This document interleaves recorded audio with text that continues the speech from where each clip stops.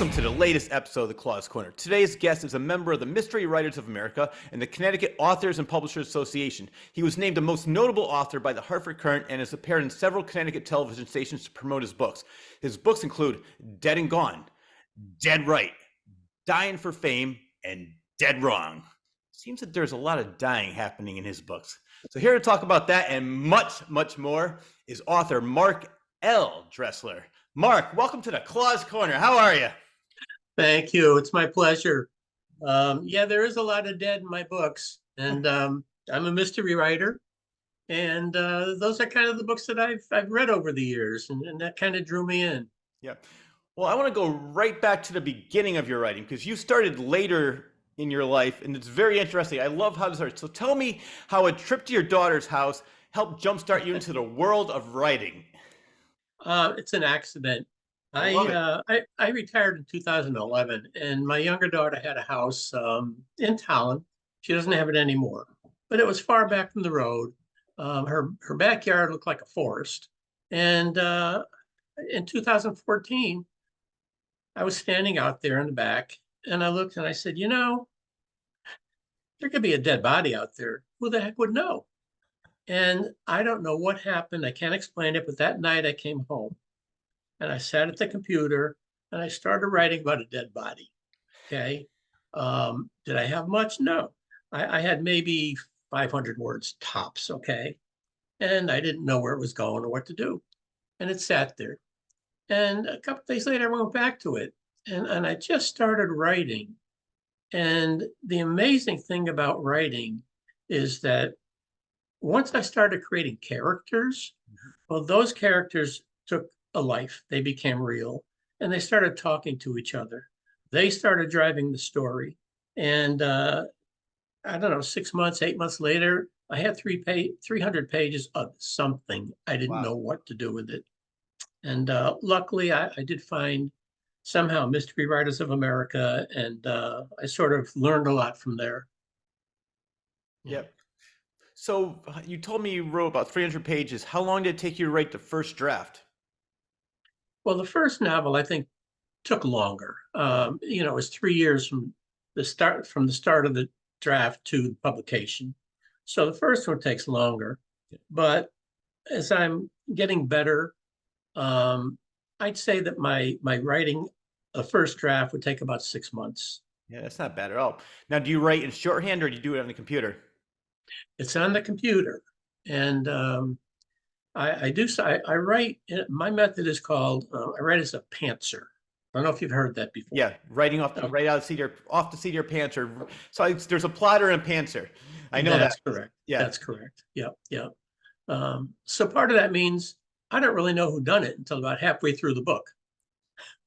All right. Well, I have a question regarding that. I want to follow up. Have you ever gotten maybe 400 pages into it, and then you said, I have a much better idea, and then you had to start all over again? Yeah, I did. I reached that point. I don't remember which book, maybe my last book, but I reached that point when I realized something's missing. It's just not dragging me. And what hit me then is what I said, wait a minute, I need a second victim. One's not enough. And that sort of propelled me. And, it drove me to finish the story. It filled in some gaps. I like the way you think. If one death is good, two deaths are going to be really good. I could see your wife before the show started, she helped you out. She left very quickly. It's like, all right, I'm out of here. Does she sleep with one eye open now that you're a mystery writer? There's a funny story. She doesn't, but the first book, Dead and Gone, when I had completed that, I went to bed and I don't know, maybe it was the night I completed it or soon after. And I woke up maybe 3 o'clock in the morning and I shook her and I said, wow, I have an idea. I'm changing the ending of that story. So I got up at 3 o'clock and I started changing the ending. And it turned out to be something that a lot of people enjoy. Yeah. So what's the name of the first book? Dead. Which one was the first book? Is Dead and Gone. Dead and Gone. Now, I want for people who don't know, this is actually the books you were writing are a series. I have two different series going. Yeah, one Okay. is And Let's Skull. Is that correct? And Jack Shields? close. Ah, Dan Shields is yes. a Hartford detective. Okay. Yep. And he's featured in three books. Um, and those are Dead and Gone, Dead Right, and Dead Wrong. Um, Dan is a character who I developed from Michael Connolly, my favorite author. He's got a character named Harry Bosch. Okay. In fact, there's been a TV series about on him. But my other favorite movie was French Connection. So Dan is molded after Harry Bosch and Popeye Doyle. Yeah. So he's edgy and he doesn't do things by the book. Um, I like it. my other series features a female detective out of Manhattan. Her name is Lex Stahl. Okay. Ah, And Lex is a complicated person. She's got a lot of skeletons in her closet. She's divorced, raising a teenager, um, and she's attractive. People kind of compare her to Julia Roberts, but she's a unique character too. well, that must be interesting writing a female lead. Did you have any difficulty doing that? Boy, you know the questions to ask, don't you? Absolutely. A male author writing as a female, it is so difficult because you mentioned my wife, okay? She's my first pass through. So when I started writing the female parts, and I pass them through chapter by chapter, I'd get the pages back with red marks all over it. And she'd tell me, a woman doesn't talk like this. A woman's not going to wear this. She's not going to cross. She's not going to do this. So, yes, she contributed a lot to my female character. So I'm guessing she's your unofficial beta reader. She is my first. Absolutely. Yeah, yeah, yeah, yeah, I yeah. love it. So I want to go back to what you said your favorite movie was. The reason I'm bringing that up is French Connection. I love that movie. And very recently, I read a autobiography on William Friedkin. He was basically just interviews, and he's talking about all the movies he did. I didn't realize this until I read that. You know that whole iconic chase scene with Gene Hackman? That was rogue. They had no permit for that. He kept on. I don't know if you know the story, but there was a stunt driver that was Friedkin was not impressed with. He goes, you know what? You're really not impressed with me. We might have to get somebody else. He goes, you want to be impressed? Get in the car. And he did that whole scene without anybody even knowing, without the cops knowing or anything. So that there's all those people that are running out of the street. That's real. There's only Yeah, one scene yeah, with the woman with the stroller that was filmed afterwards to make it look like he was going to hit her. But other than yeah, that, yeah, so I love his style of filmmaking. Even though I don't think he can really get away with that kind of thing yeah. now. But I just want to mention one thing before I forget. yeah. You talked about Lex Stahl, and there's one book in that series. It's called Dying for Fame. The second book in that series will be out, I'm guessing, within the next 2 or 3 weeks. Wow. That's called Right to the End. And uh, I just got my cover to it. So the book has been what's called formatted, and it's just about ready to go. Now, who does your cover art? I have a cover artist, and this is a funny story too. Her name is Janine Hennigan. Okay. And finding a cover artist isn't easy. So I looked at a lot of potentials, and I saw what I liked from Janine, and I employed her. So she did the first cover, and she sent me a bill, PayPal, and I took out my credit card and I went to pay the bill, and it got rejected. And the credit card company called me and said, um, are you in South Africa? I said, no, no. And I didn't know that my cover designer actually lives in Cape Town, South Africa. Ah, So I had to verify that. Yep. Yep. that's funny. So you didn't even realize that was, so you thought it was fraud at first, and it was Yeah, just I somebody didn't doing your know. cover art. I was afraid. Yeah. Yeah. Well, Yeah. I have to say, I did see the cover art, and they do a great job. That's why I wanted to ask that question because whoever does that does a meticulous job, and I'm really impressed with that because that's the first thing for people who might not know what the book's about or what it is. That cover is the first thing they see, and it's going to grab their attention. They want to open it up and say, "Wow, this sounds interesting," and then from there, they'll buy it. exactly. And it's the old saying is not true. You can't judge a book by the cover. Yeah. In my case, I want people to know. I want them to look at the cover and get an idea of what the book's about. Yes. And uh, and Janine is great at that. No. Well, between that and the titles, you definitely piqued my attention. Like, I got to buy all of these right now. I can't wait to start reading them after that, after this interview. Are these characters that you write, are they based on true people that you know, real people that you know in the Hartford area? No, they're not. And my wife has asked this question too. How do I come up with names? And it just comes. I don't know. The names just come to me. Dan Shields just came to me. Lex Dahl just came to me. The characters just come to me. Yeah. There's a couple of characters, a lawyer named Hancock Sasser. There's uh, a couple of car thieves that Dan kind of employs in a way. And Hampton is one, and he's a character and flows throughout the books. But the names just, I can't explain where they come from. They just do. Well, the reason I ask is I met John Grisham, and he was saying that he wrote this character, and he was based on somebody that he knew, and the character was a real dirtbag. And he says, "Oh my God, my friend's gonna kill me." He said the first thing when he went back home, his friend said, "Oh my God, you put me in the book. Thank you very much. I love this." He just wanted his 15 minutes of fame, and he loved the fact that he put him in the book. And he was in he said that he bases a lot of it on different events that have happened, different people that he's known, but obviously he embellishes it and makes things up as well. But he did base a lot of the characters that he writes anyway on people that he knows. So everything that do you take the stories, because they're mysteries, do you take them from headlines that happen? No, I don't. The first book happened because of my younger daughter, and oh, I know people like you mentioned Grisham. He's my favorite author too, and he's a great guy. I've talked to him. Yeah. And by the way, when March comes, you know, right? He's like us. March Madness is his thing. Yeah.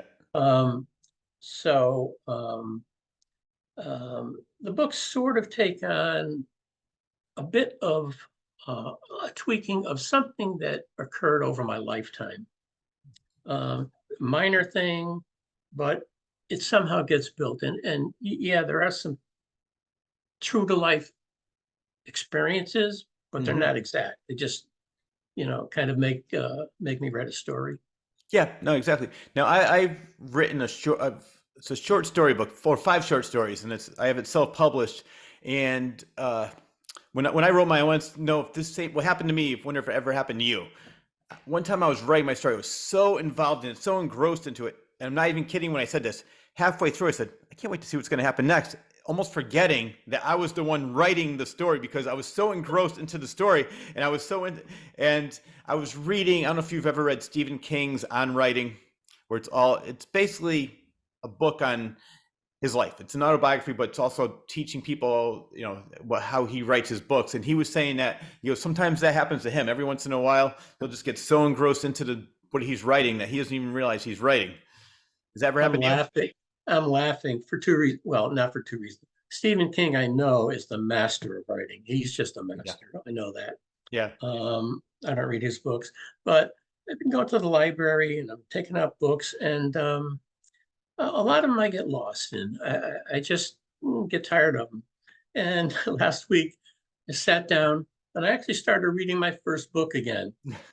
And I'm reading it and I said, my God, did I really write this? I really did. And I read it and I said, my God, to my wife, this is a good book.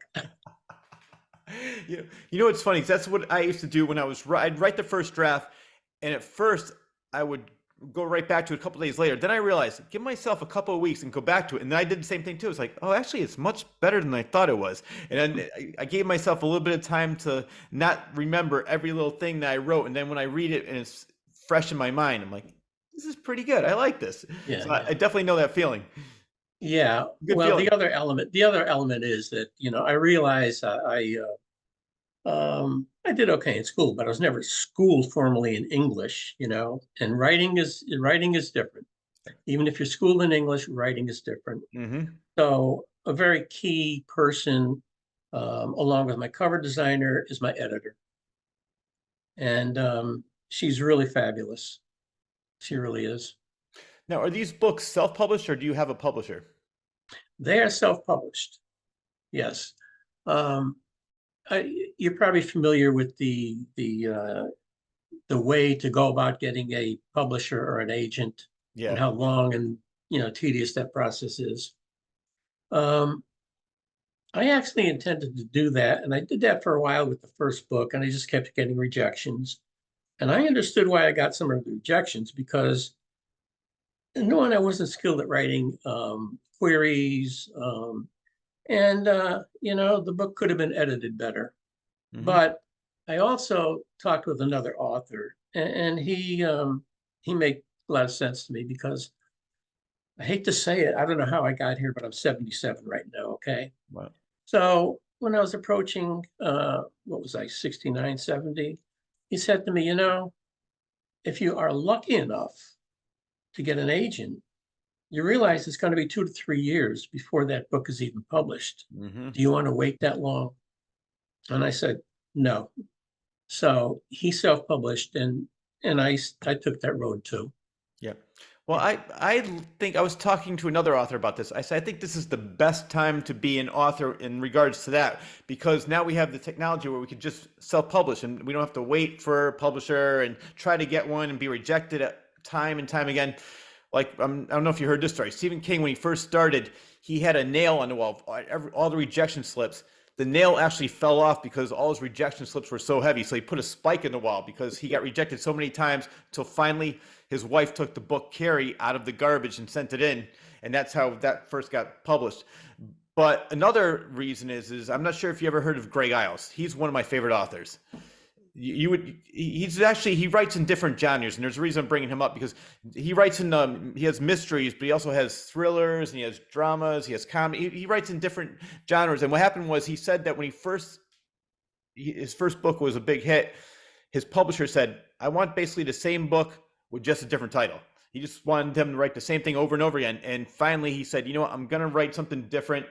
That became a hit, or it was a big hit in the publishing world. So finally his publisher said, you know what, you have carte blanche, you could do whatever you want. But it took that because before that he kept on saying, I don't care, just basically write the same thing. That's what people want to hear. That's what they want to read. That's what they know from you. So I think you have a lot more freedom self-publishing, and you can write what you want, you can edit what you want, and you don't have to worry about somebody saying, that's not going to work. Well, yes, but when you self-publish, you put it on Amazon, and you have to realize that Amazon is not going to make you a lot of money. No. Okay, unless you're that real exception. So you've got to find a way to market your books and sell them. And with the first book, I didn't know that this was going to happen. I didn't write the book for this reason. Dan Shields' books, he's a Hartford cop. The books take place in Hartford. So before I knew it, I inherited a pretty big Hartford audience. Mm-hmm. And even Barnes and Noble, downtown Hartford, the Yukon store, they carry the books. They sell a lot of them. I've been there a few times. And so unknowingly, I created a fan base. Wow. That's impressive. Question for you, because I'm not sure if you did a book signing at some of the Barnes and Nobles. I know you mentioned Yukon branch. I did one at the West Hartford, the Blueback Square. And I sold 20 books that day, and they're like, we want to put you in Barnes and Noble and this and that. And it's a print on demand. So they put a couple in there. And after that, they told me that they couldn't do anymore because it wasn't with a publisher. So how did you bypass that to get that into Barnes and Noble? Is it because you sold so many? Well, actually, Barnes and Noble Blueback, I did too. Yep. And I was there, I think it was early September, a few years ago, before COVID, as a Saturday. And I think they were going to give me from 12 to 5, okay, in the afternoon. And what they did is, well, you mentioned publisher. Yeah, Amazon is who published my books. But the downside of Amazon is books cannot be returned to them. Mm-hmm. So therefore, there's another company called Ingram, and there's something called Ingram Spark.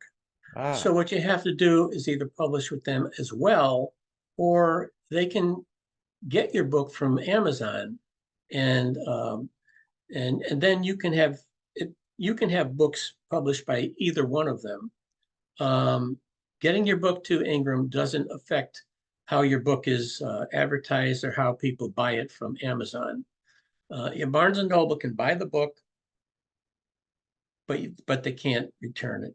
So getting back to Blueback, I was there on a Saturday, and they actually ordered 30 books from Ingram. Mm-hmm. So, and I sold out in 3 hours, Mm-hmm. which is fabulous. And surprisingly to me, I had brought like 20 books with me. They would not let me sell those. Really? Okay, that's correct. Wow. So they had to order their books from Ingram. And if any didn't sell, I don't know whether they would have kept them. They probably would have kept them for a little while, but eventually they may have sent them back. And so there's a benefit of having your book published from Amazon as well as Ingram. Because Ingram, you can designate your books as returnable. That's the difference. Ah, okay. No, thank you for letting me know because for some reason I did mine a little bit after, or no, sorry, before COVID. It was probably 2017, 2018, and I bought 25 books of my own because it's for the reason what you just said. But they did let me sell those, and then when I sold out of them, I did give them 2 or 3 copies, and they put them on the shelf. And then when they sold, they said like they couldn't do anymore. But now I know. So if I do something in the future, I'll look into that. So I appreciate that.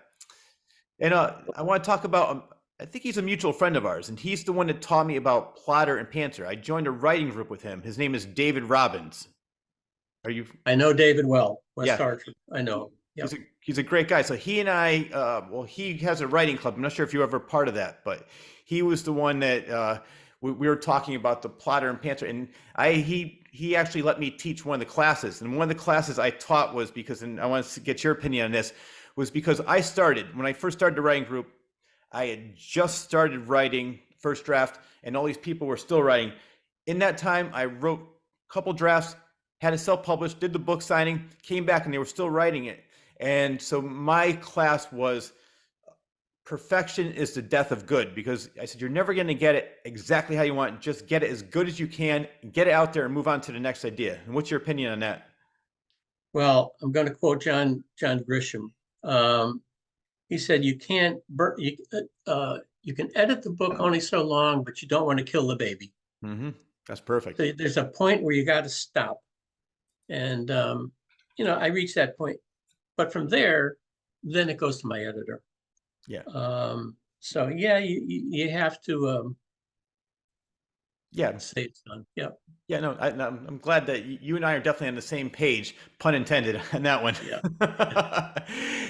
Now, did you hire this editor, or is he or she a friend of yours? I've had 3 or 4 different editors. And editors, it's not just a blank statement, editors. There are different types of editors. And with mysteries, what I write, I actually need either one editor who does it all, or separate editors. First kind of editor I need is someone who is a character person. Developmental editor is what they're called. They're the people that see if the characters work, okay? They try to keep the book moving along. Are there dead spots? The story makes sense. So they don't do the editing of the commas and punctuation and all that. But my editor that I have is a combination of everything. So she does the first part. She does the editing of the grammar, the phrasing, the redundance of words. You'd be surprised at how many times you use the same word or the same phrase, and you don't want to do that. Yeah. So, Yeah. so are these people that you hired, you looked Oh. up and found out that they do this for a living? I'll just tell you the editor I have now, the permanent one. Yeah. I met her at Mohegan Sun. She's from New London. I met her at Mohegan Sun again before COVID. I did an event there. It wasn't my event. The main speaker was Luann Rice, okay, and she's a Connecticut writer. but I was set up there with my books and everything. And this woman, Heather Doty from New London, approached me, and she gave me her card. And I had an editor at that time, and she just struck me as someone who I'd be interested in. One, because that's her job, that's her sole profession. Hmm. I had another editor who, don't get me wrong, she's very good, but she also did many things, okay, including her own business. And I just thought, I think I want someone that's just focused on the job. Hmm. And so that's why or how I settled on Heather. And I was just amazed at the job she did on the first book. And so now I say that she's my permanent editor. Yeah. Right. Yeah. So I've had many writers on the show, and other even writers I've read that they've said this. They said if you want to be a great writer, it's best to read as much as you can in many different genres. Do you do that as well? I'm kind of an oddity because I'm not what you call a reader. I really am not. So that's, everybody I talk to, I go to meetings, mystery read or whatever, and everybody talks about reading and how they read. And I Yeah, just go, okay, I'm not a reader. that's impressive. It, in a way, it's a downfall. And I'll tell you why, because when I do read people, like I like John Grisham, Connolly, there's a few that I gravitate to. Yeah. And I say to my wife, wow, I just can't write like this. I Mhm. just can't. They're so good. Um, I'm not diminishing my writing because it's just a different style. Yeah. Yeah. It could be a little discouraging when you're reading it. You're like, ah, but I mean, obviously, the more you do it, the better you get. And like you said, you from your first book now to your whatever book you're on now. What book are you on now? This is my fifth. I Wow. actually have started the sixth, but this is my fifth. And yes, that's absolutely true. Um, each book has gotten better because I've gotten better. Yeah. And I think it's just a natural progression. And the other thing I've learned is that you don't ever stop learning. Hmm. You don't. Yeah. Are you are you the type of writer that will write every day, regardless if you're inspired or not? Um, when I'm really into a novel, yeah. And I know a lot of writers do it, and they say you should write every day. Yeah. And I do that more so when I'm really into a book. Um, but between books, I kind of take a vacation, and that might hurt me a little because I get a cold. I have to make a cold start again. Yeah. Yeah. I think probably the hardest part, and you can give me your opinion on this, is getting the first couple words written. After that, once you get into the flow of things, it flows. But just starting, sitting down behind that desk and either typing or writing, however you do it, just getting started is the hardest part. After that, it gets a little bit easier. Do you have that same opinion? I've got a couple of opinions. One, I believe that the first line or the first paragraph of a book is so important. It's Hmm. got to have that hook. Yes. And for my first book, Dead and Gone, I went to a seminar in New York. No, actually, this was in Stanford. I'm sorry. And there was a woman speaker there, and she was talking about writing and her books. And I sat there with a notepad, and as she was writing, it hit me. Wow, now I have the first line of my book. Mm. I don't remember what she said, but I just said, wow. So, like the first line of my first book, Dead and Gone, um, is uh, he broke or breaks he he breaks all the rules. Okay, that's the first line, and I ran it by this person who gave the speech too, and she said that's a lot. That's almost everything you need to know about that character. And from there, I wrote more. But yeah, I believe that that first line, that first paragraph has to have a hook. It's funny that you say that because how I got started into writing mine was I read a book called Triage, and Triage meant there was three authors and they had the same first line, and then after that it was a free for all. They just wrote whatever they wanted. They wanted to see how what each story was from that first line. So I had two friends, and I said, "Come on, let's do it. Let's write." And so my first line was, "On a dark, desolate road, the car came to an abrupt stop." I was the only one that wrote any of the stories. My friends just completely backed out, never did anything with it, and then I just kept on writing. But I agree with you. That first line, just if it catches you, and then just keep on going. So, Yeah, yeah, yeah. another, I interviewed Owen King, who's Stephen King's son, and he was saying when he was growing up, he never ever thought about being an author because he's an author, and so is his brother Joe Hill. And he said that he goes, I saw my mom in one room, I saw my dad in another, and it just seemed like such a lonely profession. And then I realized I'm not alone. I have all these characters, all these friends, people in the room. He goes, there's a lot more people in there than I thought. He goes, it's anything but lonely. So I think you sort of touched on this before. When you're writing, you have all these characters floating around. You're writing, creating. I'm sure you're never lonely or bored. No, and again, another mystery writer's thing is the, when you're writing, you're in a lonely room, but you're there playing with your make believe characters. Yeah. Yeah, Now you said you're a pantser, writing by the seat of your pants.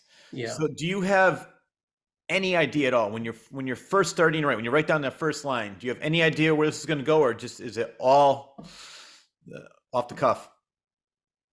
Yeah. I have an idea what I want the story to be. Yeah. Okay. I really don't have a middle and I really don't have an end because when I write, um, like I said, I really don't know who did it until about halfway through the book. I know that's a hard concept. It really is. And I know a plotter usually knows either the beginning or the beginning and the middle or the beginning, middle, and end because they have their notes Yeah. and they can plug them in. Um, my opinion is, as a pantser, it's easier to go back and correct things and take it in different directions. I don't know how a plotter would do that, but um, yeah, I am a pantser. Well, there's one plotter that I saw at the Bushnell. I saw him speak. His name is Dan Brown, the Da Vinci Code, Oh, and yeah. and he was saying that he's definitely a plotter. He said he has all these notes all over the wall, and he said he will do before he even starts writing 2 or 3 years of research. So for your novels, do you do any kind of research at all before you even start? Oh, that's another question. That's a good thing.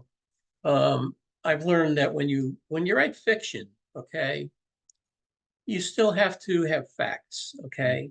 Um, a crime scene. Who's at a crime scene?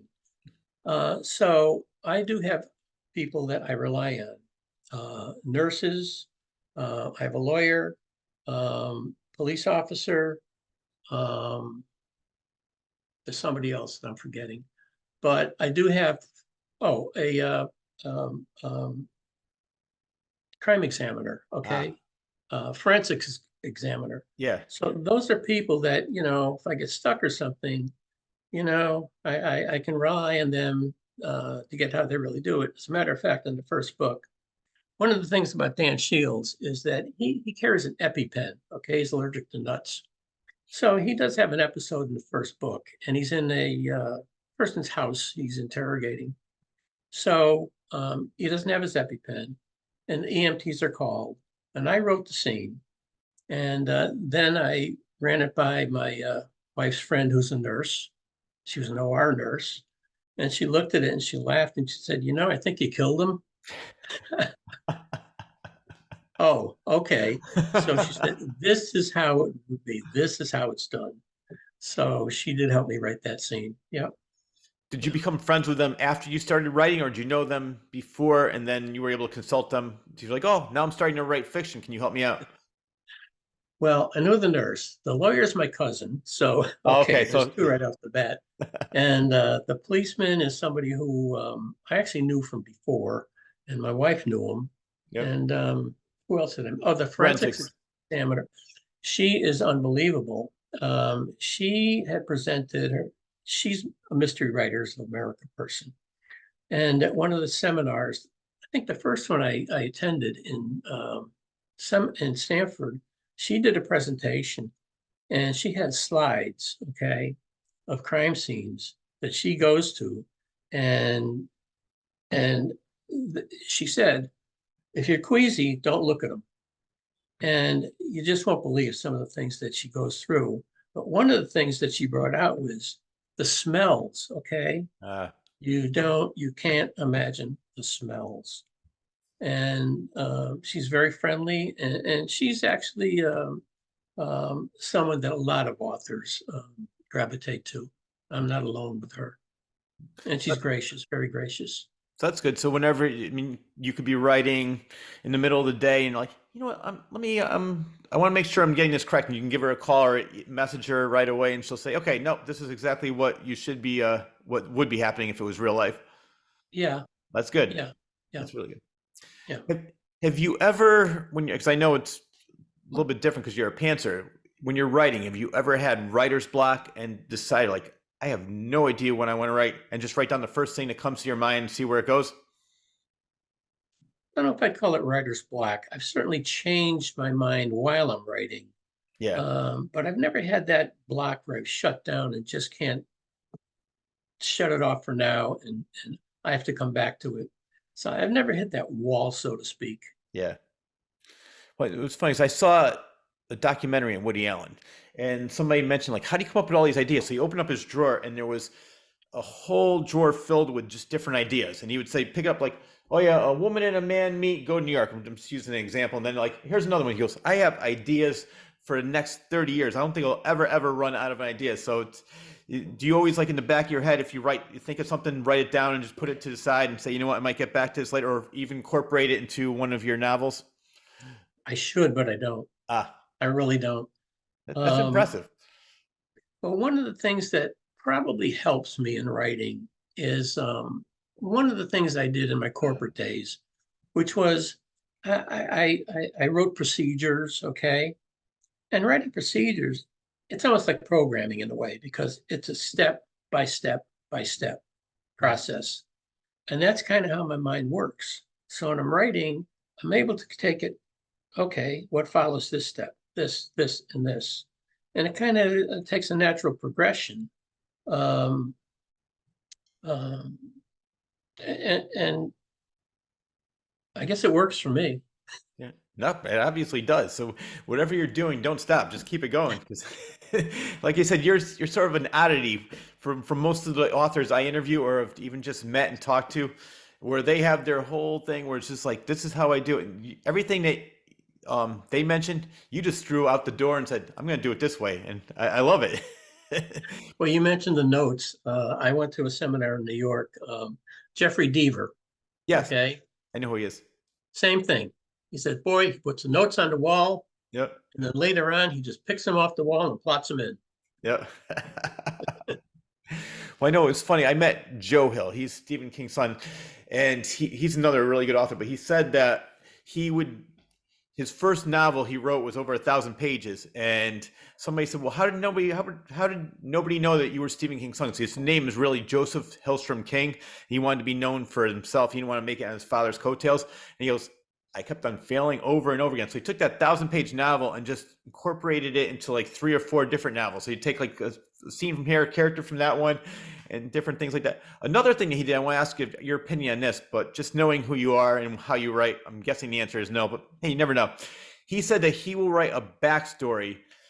It's not even going to be in the book. It's just more for him personally, so he can write the character better. He'll write a whole backstory on the character and then go back to it and say, all right, this is who this guy is. So do you have like, what's the character's name? Is it Dan Shields. Dan Shields. Yeah. So do you have like a whole background in him that you never use in the story, but you just know, all right, well, this is what he was. I'm going to put it into the story. Well, I have a background of what he really was. Dan goes back to North Carolina, North Carolina State College. That's where he met his wife. Yeah.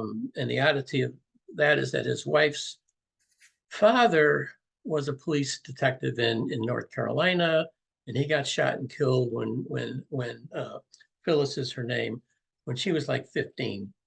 So she met Dan in college, and Dan didn't know it at the time, and he had no idea of being a policeman at that time. But when he got out of college, they got married. He became a cop, a detective. And the oddity of that is that Phyllis had sworn off. She said, I will never marry a cop because her father died. And so that happened. And then they've got 3 kids and house in Suffield. So I do build that kind of a backstory.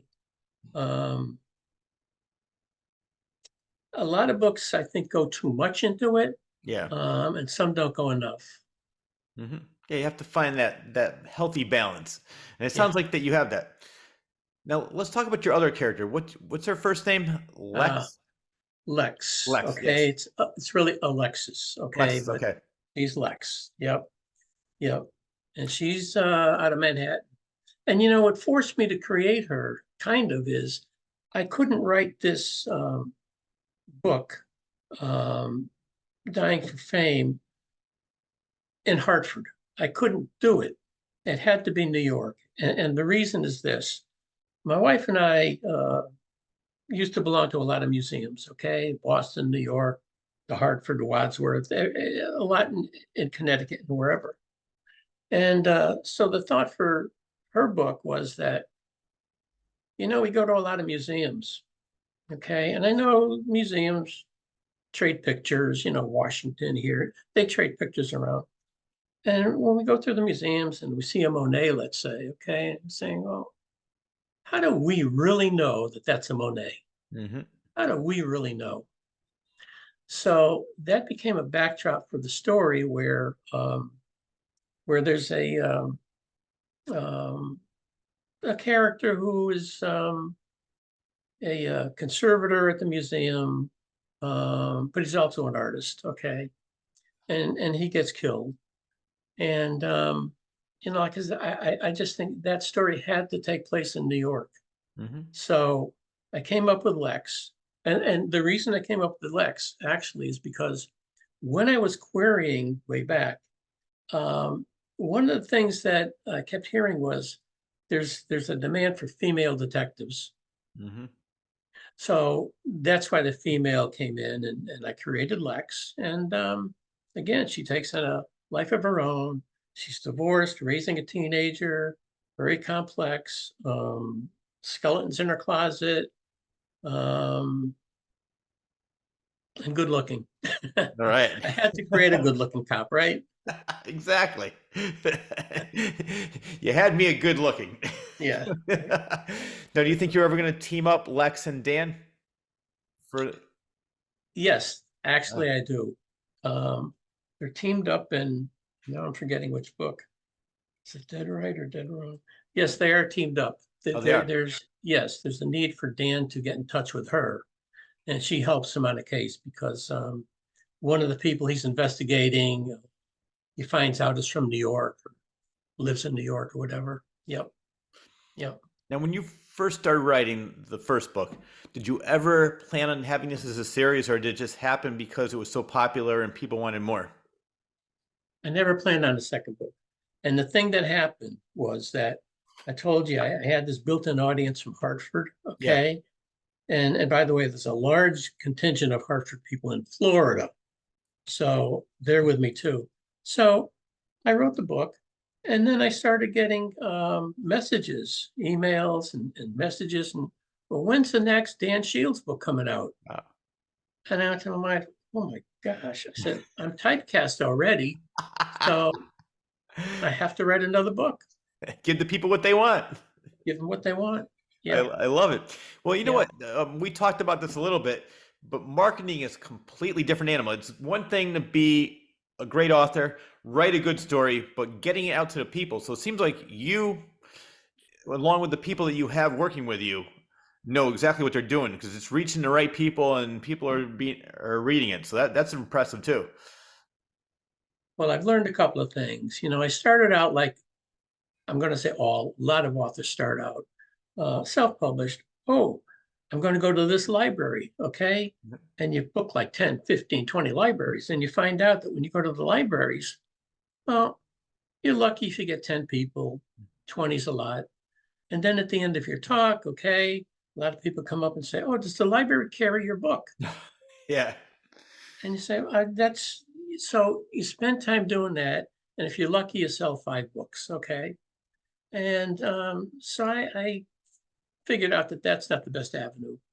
So I started going to craft fairs. Mm-hmm. Okay. And finding craft fairs that have traffic. And that's a key. And I also don't want to do them that are shorter than 4 hours because I know I can sell more books in 4 hours than 3. Yeah.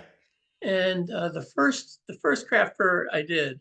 Now this is another story. My wife hit me over the head, and she was absolutely right. I come from a family of salesmen. I'm not. I never was. But I was, standing there and people coming by, and once in a while they'd stop and okay, maybe get a book. And my wife says, "What are you doing? You got to flag them down. Somehow you got to catch their attention." Mm-hmm. 10 minutes, she was there and she probably sold 5 books. And from that point on, honestly, I became that used car salesman. And You have to. uh, and you have to. And I learned number one, you cannot judge a person. You cannot. Sometimes the people that you see, you think are, oh, they're going to buy my book. No.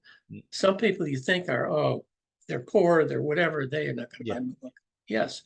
And I say this, and a lot of people don't believe it, but there are 2 times I sold books to blind people. I love it. Please tell me that story. Well, they buy Christmas gifts. Ah, Okay. There's usually somebody with them, and they buy yeah. gifts. And, a lot of my books are not audio books, but, they do audio books too. So I became very, very good at that. And I also learned not to build expectations because at first, okay, maybe I'd sell 10, 12, 15 books.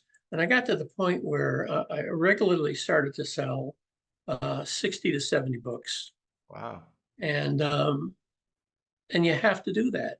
Um, a lot of people won't. And I do see it when I am at events or craft fair, wherever I am, and there's other authors. I do see people sitting back and waiting for people to come to them. Mhm. And that's not how to do it. The other thing I learned is, and I tell my wife this, I have never sold a book.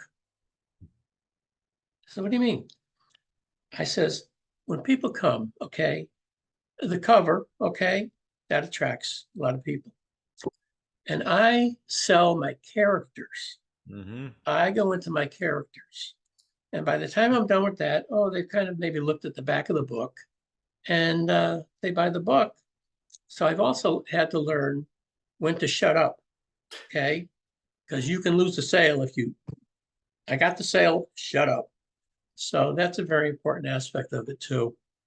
Yeah, no, I know exactly what you mean because you have to pique their attention, but once you do, if you overdo it, you're just gonna scare them away. Like, all right, don't try to force it down me. I'll buy it, later.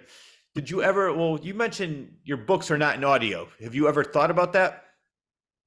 I have, it's an expensive proposition, Oh, and is I it? don't know if I'd get my money back.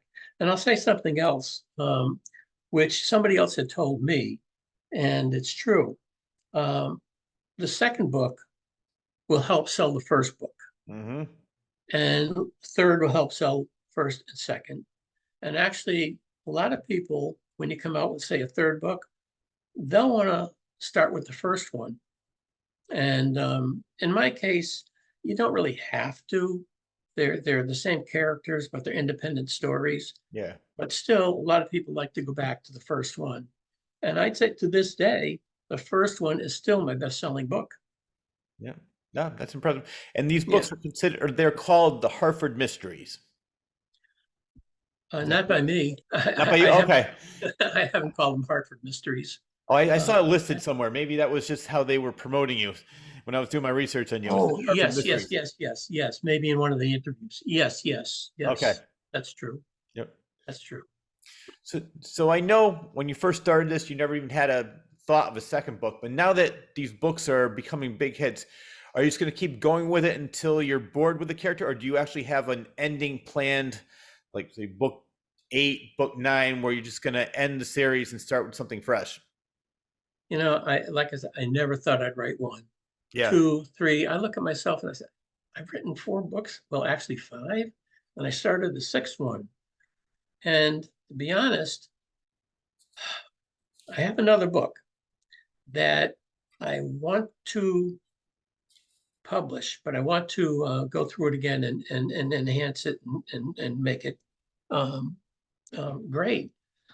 The problem is, um, it's not, boy, it's not a detective book. It's not Dan. It's not Lex. It's not Hartford. It's just something else. And I love the book. Actually, it's about a serial killer. That's about all I'll tell you. Well, let me tell you one. I shouldn't say this because I hope it comes out someday. It's about a serial killer, but the premise is he spent 26 years in jail, half his life, for a crime he didn't commit. Okay. So that starts the story. And I still love it, but part of me tells me, well, these are successful. People are buying these. So, Yep. if I break that up, what am I doing? I don't know. Well, you can also do a pen name, so people wouldn't know it's you. So Stephen King did that with Richard Bachman. He wanted to write a completely different style, so he did Richard Bachman books, which then people found out it was him. So if you want to, just to see, because like you said, people expect that from you, but then this might become a completely new hit. It's like, wow, who's this brand new author? He's great. He's just as good as Mark L. Dressler. It's possible. It's Yeah. possible. I think you should. I mean, my personal opinion, I would definitely read that. I love reading, and that's what you just told me already captured my interest. Like I want to know more. So I mean, when the book comes out, if and when it does, I have to have you back on the show so we could talk about that. Yeah. So, like I said, I've started writing the next book, which is another Dan book, which would be number 4. Yeah. So after that, I will get back on the other book and doctor it up and get it edited and get it out. So probably talking 2 years. Yeah, you know what? But the best part is you're retired. You have all the time in the world. You're just, it's not like that's another good thing about self-publishing because you're not on a deadline. The publisher's like, I need this in 6 months. And then to me, I think I would, if I don't have any stress, I'm not even thinking about it, I'm just doing it. I think it would flow. But I think if I was on a deadline, I might get the brain freeze. This is just me personally, where I'd be like, all right, I have to get it. And then I put too much pressure on myself to make it good, to get it done. So I like the fact that another thing about self-publishing is good. It's like, you could do it at your leisure and you don't really have anybody to really answer to except for yourself. Obviously you want it to be great and you want it to get out in a timely manner so the people will read it. But Yeah. yeah. Yeah. I try to pace myself too. I don't want to be like a James Patterson or somebody else who publishes 2, 3 books a year or maybe more. At most I want to publish 1 in a year. I like to give it legs and let it run. And I look back, I retired in 2011, actually January 1st, 2011. And I started writing in, I think it's September 2014. And I just can't imagine what I did for those 3 years. Mm-hmm. I can't remember. Well, now you don't even have to think about it because you definitely have one of the best hobbies and just creating characters and writing best-selling books. And it was a perfect segue because I was going to bring up James Patterson. I want your opinion on this because what do you think of his style where he just writes a detailed outline, gives the outline to another author. His name is on there because his name sells books. So he really didn't even write it, but it's just, I mean, what's your opinion on that? I don't like it. I mean, neither. To me, it's like, well, it's not James Patterson. Um, yeah, I Yeah. don't like that. No, me neither, because I think people, well, some people don't even realize that he's not the one writing, but it's more of just like a book factory. It's not like coming from him and it's his heart and soul is put into each character. It's some other guy, which I'm sure the other guy who writes it is happy because he's, getting a paycheck and it gives him a chance to have a job. But I like one of my favorite authors. Well, I have several, but Michael Crichton. I don't know if you said you're not really that much of a reader, but if you ever read any of his books. My wife has. Yeah. I know his. Yep. Now, the reason I bring him up is because he has so many different books with so many different topics, but he does so much research into each one, and it's that's why I mean, unfortunately, people probably see the movies like, yeah, he's not that good. It's like the books are way better, and mostly every time that's the case. Books are way better and way more detailed than the movies. But yeah, he's another one of my favorite authors because he just puts his heart and or when he was alive, put his heart and soul into everything. And I cared about every character. I love the story. There was one time I was on a plane. This is when you know it's a good book, and it landed, and I was just made a joke. I'm like, I only have 3 more chapters to go. Can you like taxi around the the airport for a while? So I want to finish this book. When you're mad when the book's over, it's a good book. Yeah. Well, I'll tell you this interesting story too. It's a John Grisham story, um, because a lot of his books have been made into movies. Yes. So I asked him. I said, "Well, a lot of your books have been made to movies. One of my favorite movies is A Time to Kill, which was, I think, his first book too. Yeah. And that was rejected, by the way, by publishers. And so I said to him, "Do you ever watch the movie?" And he laughed at me.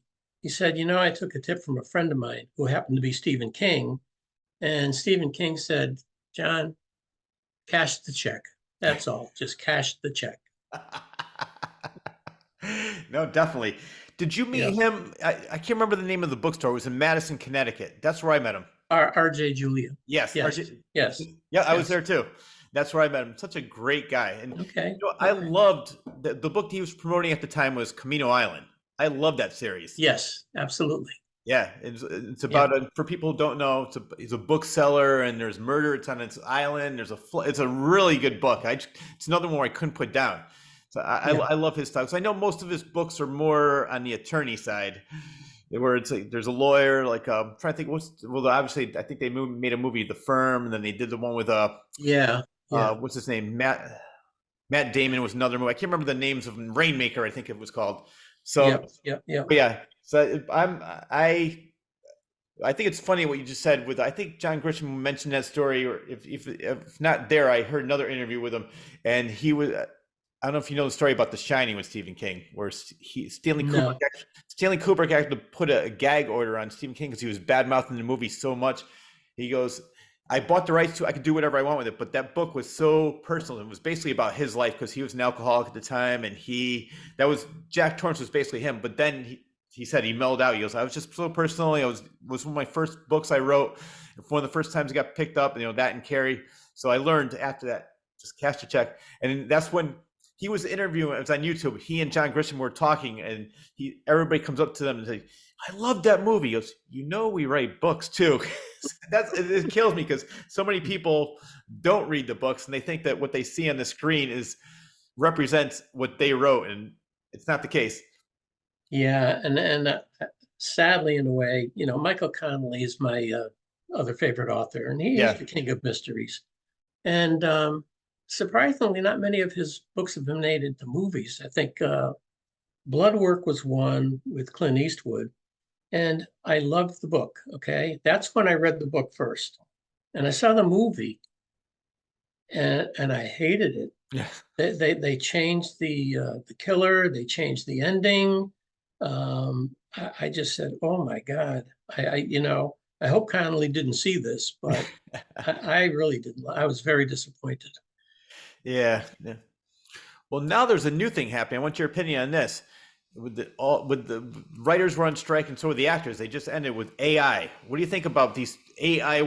And I was talking to somebody. I said, "How can this happen?" I guess somebody puts an idea, and then artificial intelligence will write a whole first draft, and then they said the writers can go back and maybe touch it up. But I don't know. I just don't like the way that's going.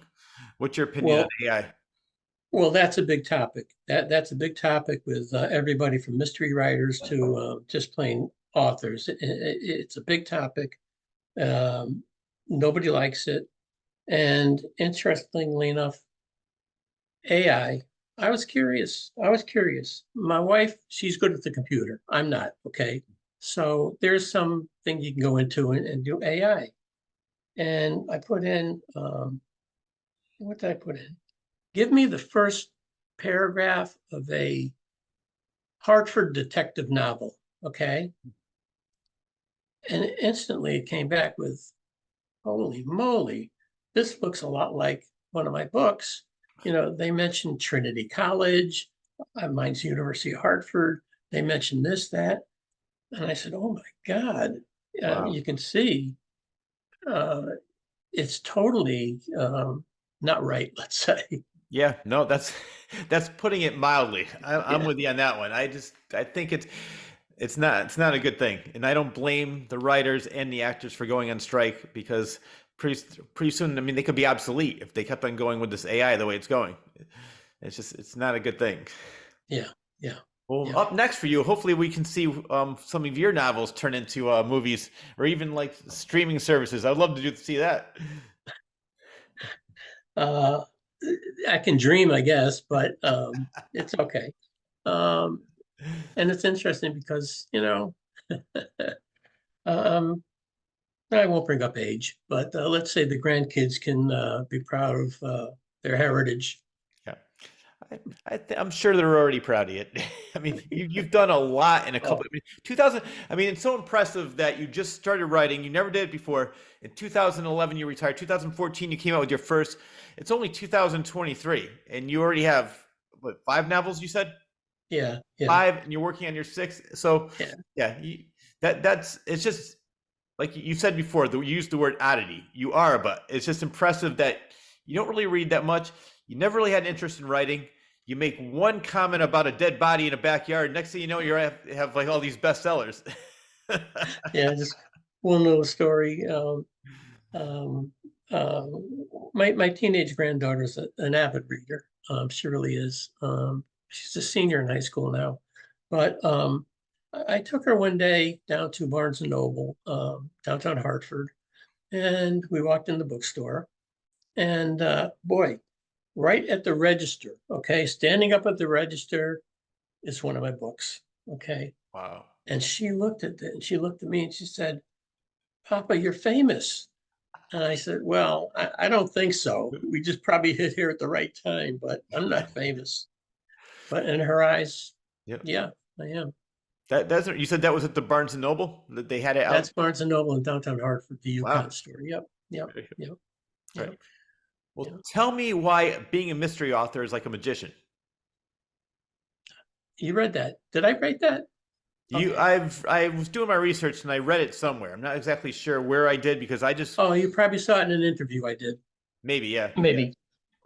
Yeah, I say that because when I write books, I feel like I'm part author and part magician because what I try to do is you can't believe everything you read, okay? And you know, I kind of lead you down a straight path.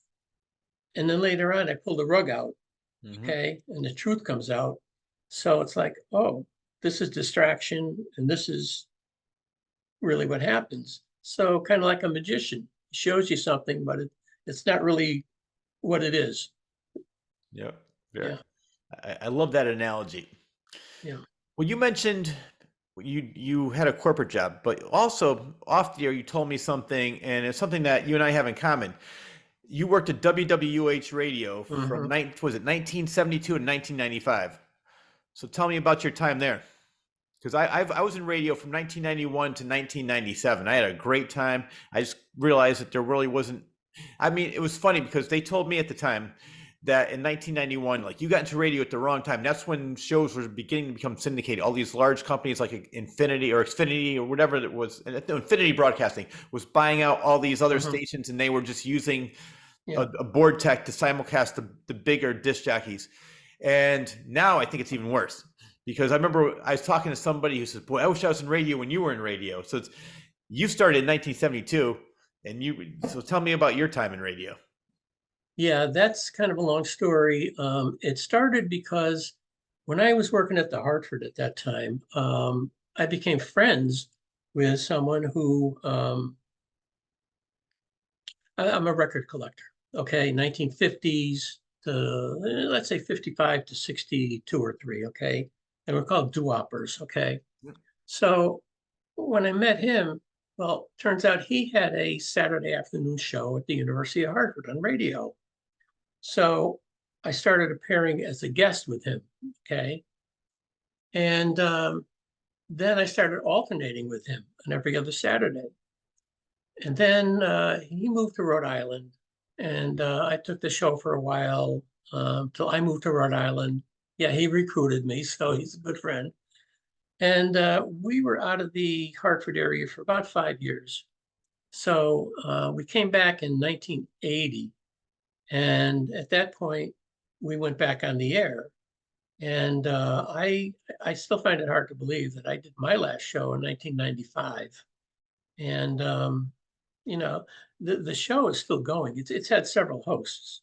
It's a Saturday afternoon oldies doo-wop show, and it really was a great experience. It's 2 hours every Saturday, and it really was a great experience.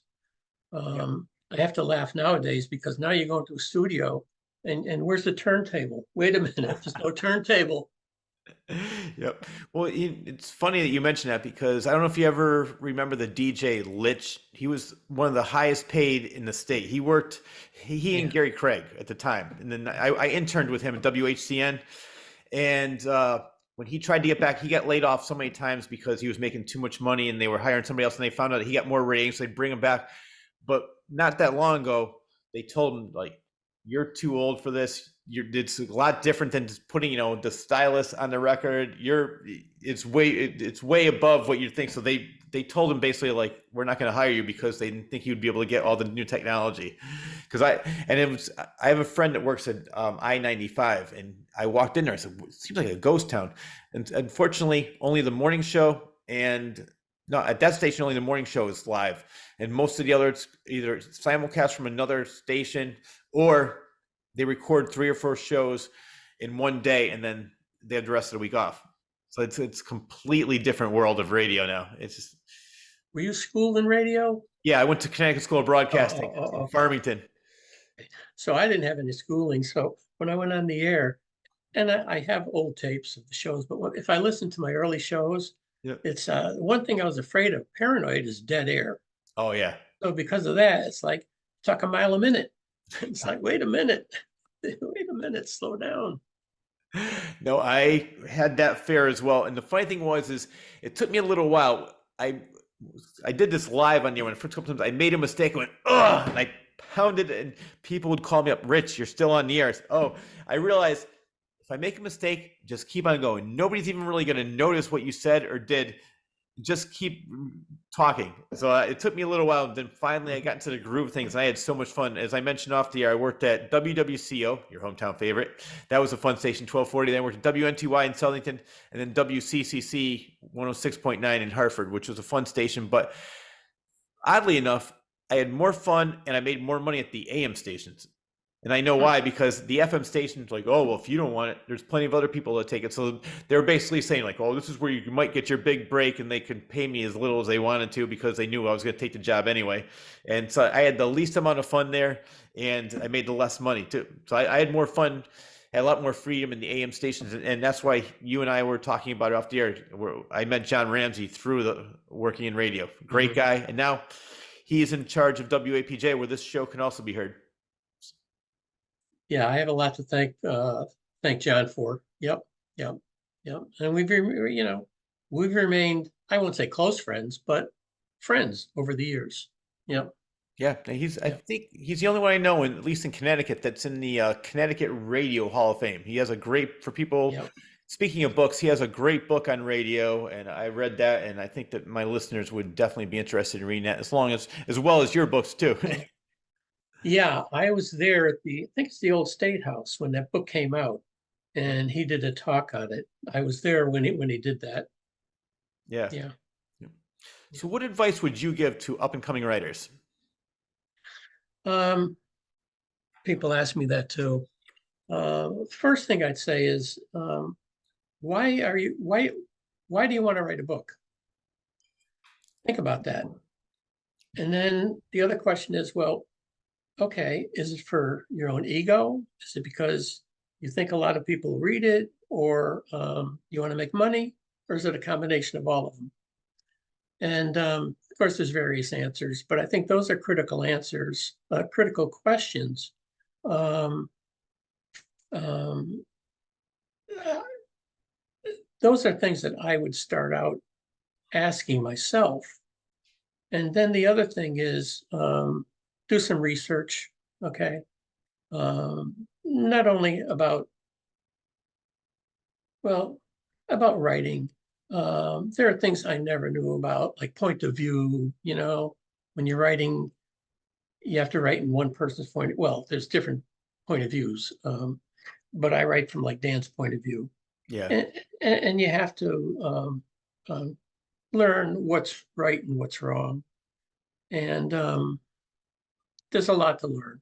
There's a lot to learn. But if you really want to do it, do it.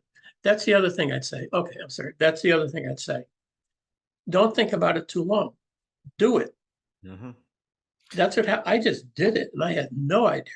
No idea. Even if you're not a writer, not schooled in writing, do it. That's funny you said that Yeah. because the writing group I was talking about earlier, most of the people were, I don't know if they were more afraid of, once they finished it, they were afraid of maybe possible rejection, what people would say about it. But another thing that one of the writers said, and I said basically what you said, she said, I don't know who I should write for. I said, you write for yourself. Don't try and find the audience. Let the audience find you. Because if you're writing for what you think people want to read, it's not going to come from the heart. It's not going to be personal. It's not going to be genuine. But if you write what you like, what you're passionate about, and what you believe in, the audience will find you. And that's basically what you said too. It's like, if you really want to do it, don't do it. Don't do it for all the wrong reasons. Don't do it for fame and fortune. I mean, if it comes, that's great. Another thing I did was I did stand-up comedy, and I noticed a lot of the same things in that too. People would go to these open mics and think that there was going to be somebody who would sign them to a three Comedy Central deal. And I said, that's not going to happen. If it does happen, it's great. But people used to come up to me. It's like, why are you always laughing? Why are you always having it always seems like you're having fun. So I enjoy this. And they'd say, you actually enjoy this? I said, well, what are you doing this for?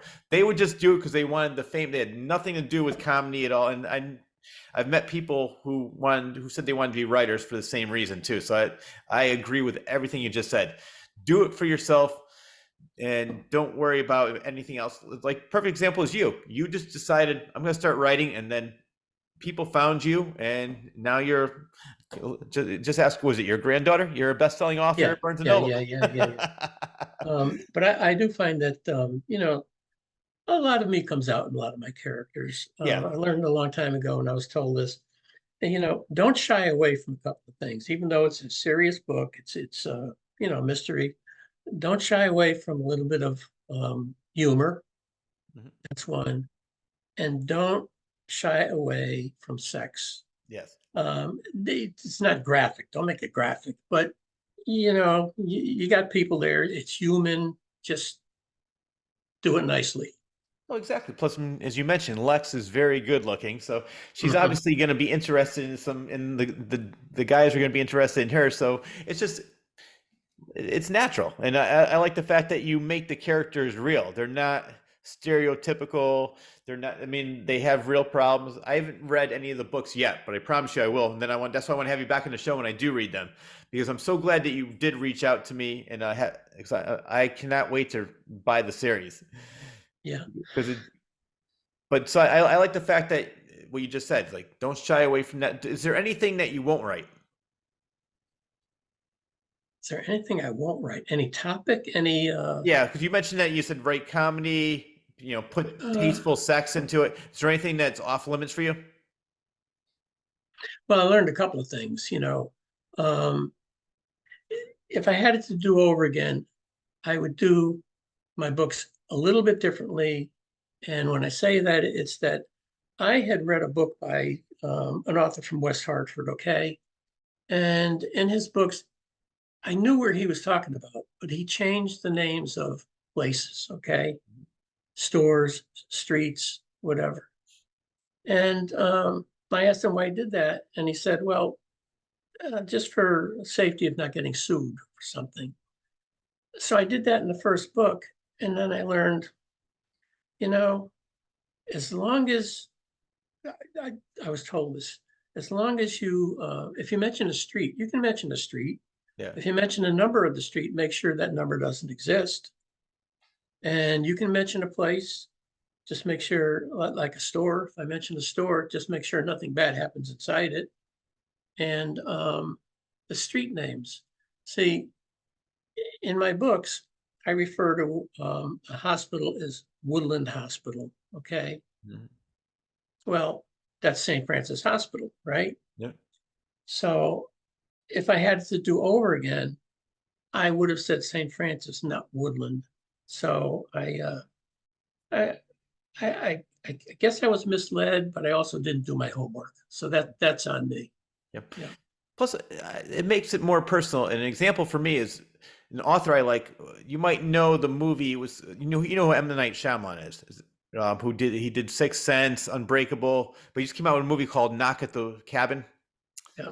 Okay, well, the movie Knock at the Cabin was based on a book by author Paul Tremblay, and I just had him on the show. But his latest book was based in Cape Cod. My parents my parents live in Cape Cod now. They moved there from Connecticut.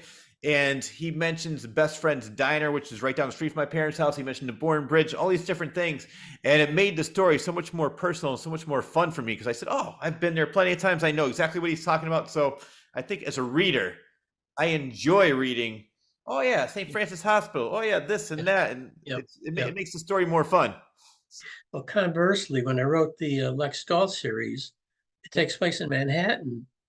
And I said, well, I can't make up names of streets there. I mean, Broadway's Broadway, Park Avenue is Park Avenue, you know, the museum is the museum. I Yeah. can't make up names there. They have to be real places.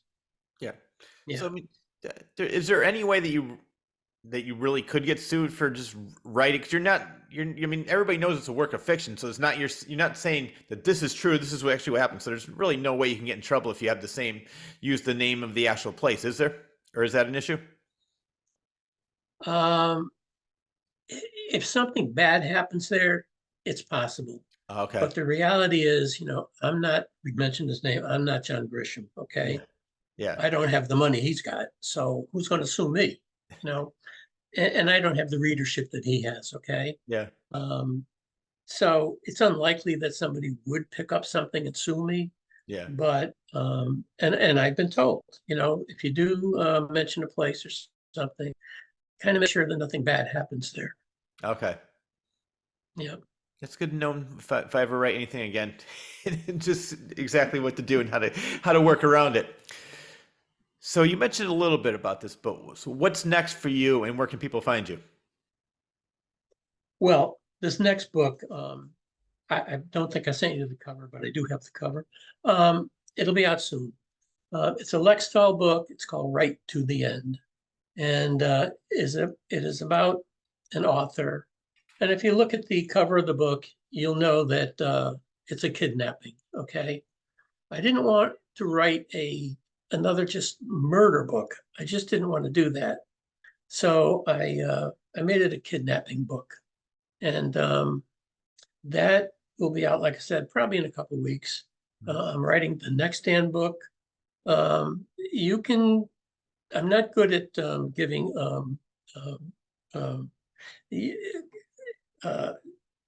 names of places, not names of places, the computer stuff. But yes, you can get my books at any bookstore, any bookseller, they will order it. Amazon is certainly the place you can go. You can Google Amazon, Google my name. And if you want to, you can just Google my name on Amazon, but you can also just Google my name, period. And you'll be amazed at what shows up. I'm amazed at what shows up. Yeah, well, that's how I did a lot of my research on you. I just Googled in Mark L. Dressler, okay, and this okay. came up, that came up. So Okay. I did notice that you did have a Facebook page as well. Not your personal page, but I also saw an author page on Facebook, Mark L. Dressler author. That's another place that people can find you, where I was looking at different things. It has all your covers on there. It has a little bio. And I'm not good at that. I Yeah. know I have that page. Yeah. I don't update it, and I really have to say I don't pay much attention to it. Yeah.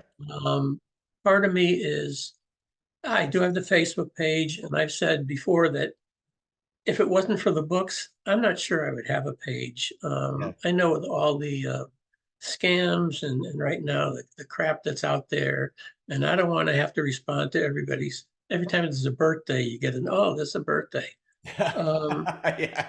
you know, Yeah. so yes, they're out there, and you can take a look at my Facebook page. I mean, I'm not saying not to, absolutely, because I do post out there too. But I don't take advantage of the author page. Yep. No, the best place, I think, as you mentioned, just type your name in online, Mark L. Dressler, and also the Amazon. That they'll have everything that you ever wrote on there.